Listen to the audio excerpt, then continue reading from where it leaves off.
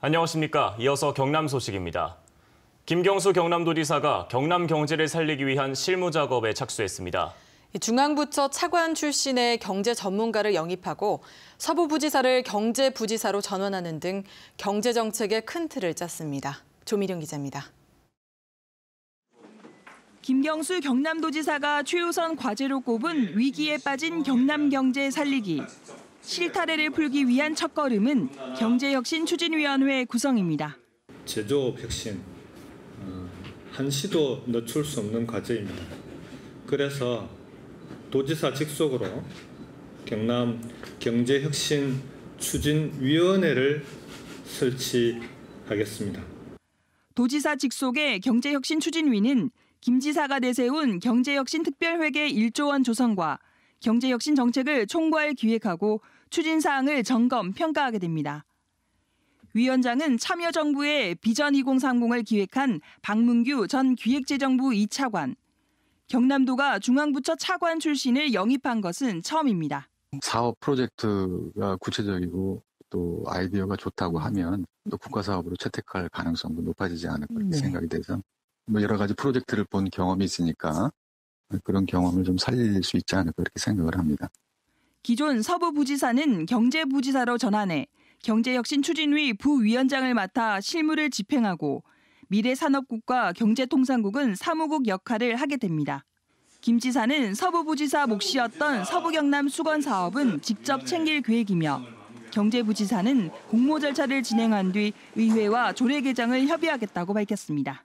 도지사 직속 경제혁신위원회 위원장 선임과 경제부지사 임용 절차 시작으로 큰 틀을 갖추게 되면서 김경수 도정의 경제정책 가동이 본격 시작됐습니다. KBS 뉴스 조미령입니다. 이번 달부터 지방의원이 개원하면서 의장단 선출이 한창인데요. 진주 등 경남 서부 지역 시군의회는 민주당 후보들이 대거 당선됐지만 의장단은 한국당이 독식했습니다. 최세진 기자입니다. 제8대 진주시의회는 더불어민주당 9명, 자유한국당 10명에 민중당과 무소속 의원이 1명씩 당선됐습니다.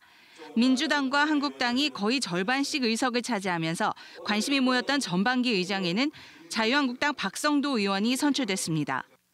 사천시의회 의장은 자유한국당 이삼수 의원이 선출됐고 하동, 남해, 거창, 산청, 함양, 경남 서부 7개 시군 의회 의장은 모두 한국당이 차지했습니다. 특히 남해군 의회는 의장과 부의장, 각 상임위원장까지 모두 자유한국당이 차지하면서 더불어민주당 소속 의원들이 임시회에서 퇴장하는 등 반발하고 있습니다. 표의 등가성을 보면은 표는 50% 내외 조금 더 가지고 왔습니다. 민의를 70% 자기네들이 가져간 것 같이 불통을 하려는 또 오만과 독선.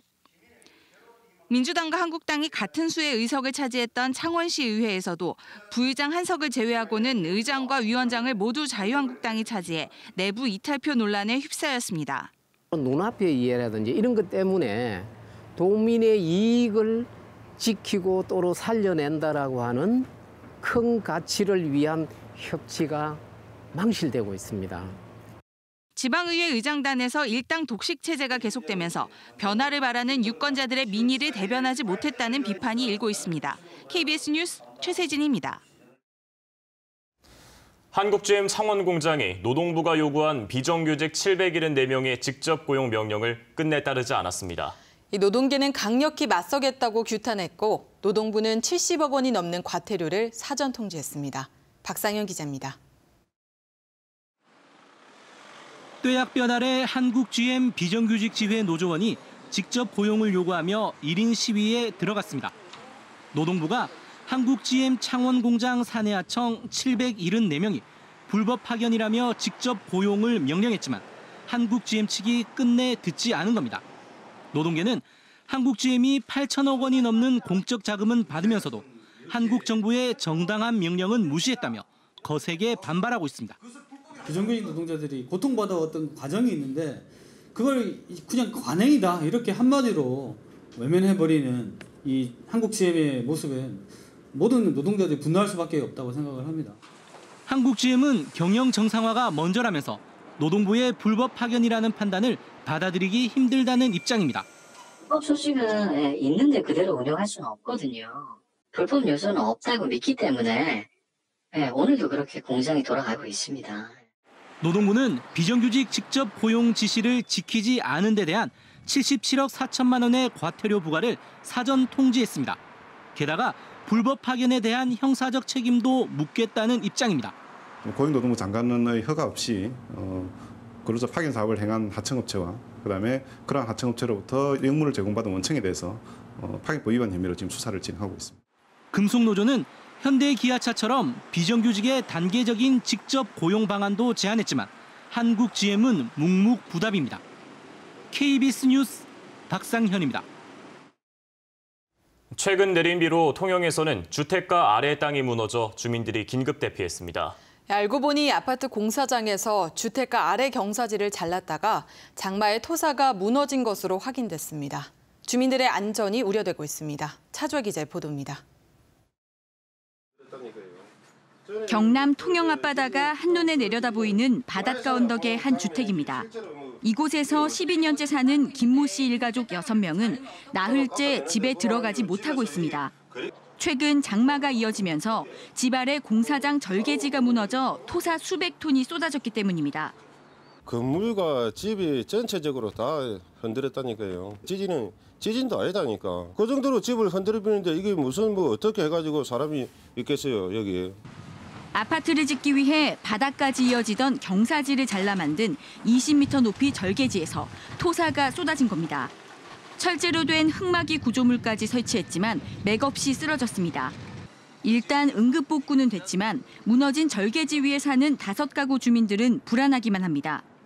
공사하기 전에 아무 이상 없었죠. 걱정은 되지, 당연히. 그렇게 지금 있는 사람들 지금 나가려고 마음을 먹는 건데 지금. 통영시와 공사 관계자는 천재지변으로 인한 피해라며 공사에는 하자가 없었다는 입장입니다. 대금비는 아닙니다. 자연적인 어떤 현상에서 발생되는 어떤 부분이기 때문에 부실이라고 이런 거 칭하기는 조금 곤란하지 않겠나. 안전진단이라든지 이런 부분을 해야 될 거거든요. 토사가 무너지기 전 일주일 동안 통영 지역에 내린 누적 강수량은 296mm, 평년의 장마 수준이었습니다. 주민들은 앞으로 다가올 장마와 태풍에 더 큰 피해가 나지 않을까 불안해하고 있지만 통영시는 응급복구를 마쳤다며 주민 대피 조치를 사흘 만에 해제했습니다. KBS 뉴스 차주아입니다. 얼마 전 김해의 한 아파트 공사 현장에서 타워 크레인이 꺾이는 사고가 났습니다. 다행히 인명피해는 없었지만 고용노동부의 감독과 사고 후 대처는 허술하기만 합니다. 최진석 기자가 보도합니다. 아파트 20층 높이의 타워 크레인 붕대가 힘없이 꺾였습니다. 아파트 공사를 마치고 크레인 해체 작업을 하다 갑자기 붕대가 부러진 겁니다. 제가 서 있는 이곳은 사고 현장과 인접한 도로입니다. 사람과 차량 통행이 많은 이곳으로 사고가 난 타워 크레인이 쓰러졌다면 자칫 인명피해로 이어질 뻔했습니다. 고용노동부 양산지청은 사고 원인을 강한 바람 탓이라고 밝혔습니다. 바람이 안 그치면 작업하지만 했거든요. 그래서 계속 작업을 안 하고 있었고. 하지만 크레인 업체 관계자가 검사를 의뢰한 결과 원인은 다른 데 있었습니다. 정품 규격보다 철분 함량이 떨어지는 불량 연결핀이 크레인에 장착돼 있었고 이 연결핀이 해체 작업 중 부러진 것으로 추정됩니다. 제조사에서 만든 정품이 아닌 제품이지요. 모양도 틀리고. 고용노동부 양산지청은 사고 원인을 강풍으로만 보고 인명피해가 없다는 이유로 현장에서 사고 원인 조사조차 제대로 하지 않은 겁니다. 결국은 사후 약방문식이라는 거 아니에요. 인사사고가 나야만 점검을 한다는 건데 직무 규정이나 이런 것도 제대로 바뀌어야 되지 않을까 하는 생각이 들어요. 지난해 크레인 사고로 숨진 사람은 전국에 모두 17명. 이번 달부터 국토교통부가 노후 크레인에 대한 안전검사를 강화하는 등 크레인 사고 예방에 나서고 있지만 원인 조사와 관리 감독은 여전히 허술하기만 합니다. KBS 뉴스 최진석입니다.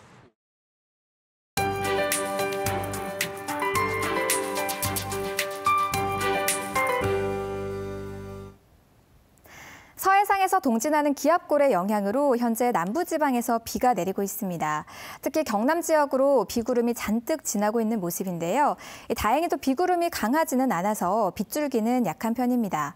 또 기압골이 동해상으로 빠져나감에 따라 비는 금세 그칠 텐데요.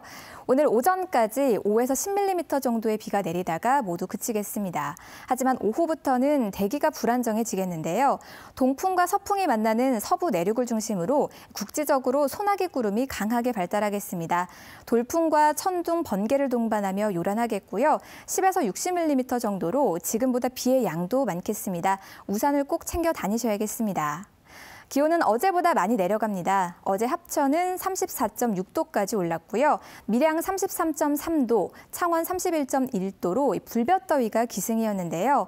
오늘은 어제보다 4도에서 6도 정도 내려가 예년 수준을 회복하겠습니다. 현재 기온도 어제보다 약간 낮게 출발하고 있습니다. 창원 22도, 밀양과 김해가 23도 가리키고요.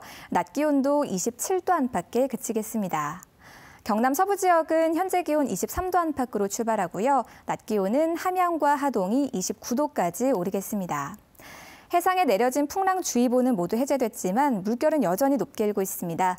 모든 해상에서 최고 2에서 4m로 예상됩니다.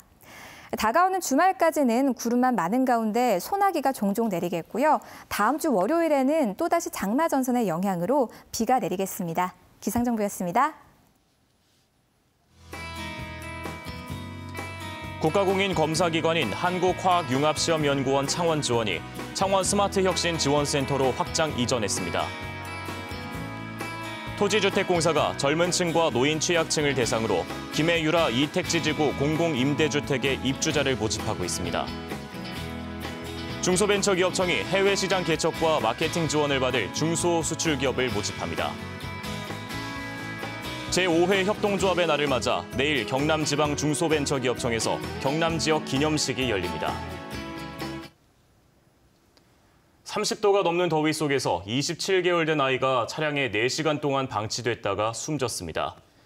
어제 오전 9시 반쯤 63살 A씨는 의령의 자택에서 27개월 외손자를 차량 뒷좌석에 태운 뒤 어린이집에 내려주는 것을 깜빡하고 직장에 출근했다가 4시간 뒤인 오후 1시 반쯤 차량에서 의식을 잃은 외손자를 발견해 병원으로 옮겼지만 숨졌습니다. 의령경찰서는 30도가 넘는 더위 속에서 밀폐된 차 안의 온도가 높아지며 아이가 숨진 것으로 보고 A씨에 대해 과실치사 혐의를 검토하고 있습니다. 이번 지방선거로 꾸려진 제11대 경남도의회가 오늘 개원과 함께 첫 임시회를 열고 의장단 선거를 치릅니다. 현재 더불어민주당이 의장과 부의장 각 1석과 상임위원장 5석을, 자유한국당이 부의장 1석과 상임위원장 2석을 각각 맡는 것이 유력한 것으로 알려졌습니다. 상임위원회 7개 가운데 민주당은 의회 운영과 기획행정, 교육, 농해양수산위, 경제환경위원장을, 한국당은 건설소방위와 문화복지위원장을 각각 맡을 가능성이 큰 것으로 전해졌습니다. 최근 창원시의회에서 벌어진 이른바 의장단 헌납 사태와 관련해 더불어민주당 경남도당이 진상조사에 나섭니다. 민주당 경남도당은 창원시의회 의장단 선거에서 다른 당 소속의 후보를 지지한 행위는 징계 대상이 된다는 당론을 확인하고 조만간 조사에 들어가기로 했습니다. 앞서 어제 민주당 창원 지역위원장들도 경남도당의 진상조사와 함께 관련 시의원의 징계를 요청했습니다. 지난달 경남과 부산, 울산 시도지사 당선인 상생협약 이후 세 지역의 맑은 물 공급 문제가 최대 현안으로 부상하고 있습니다.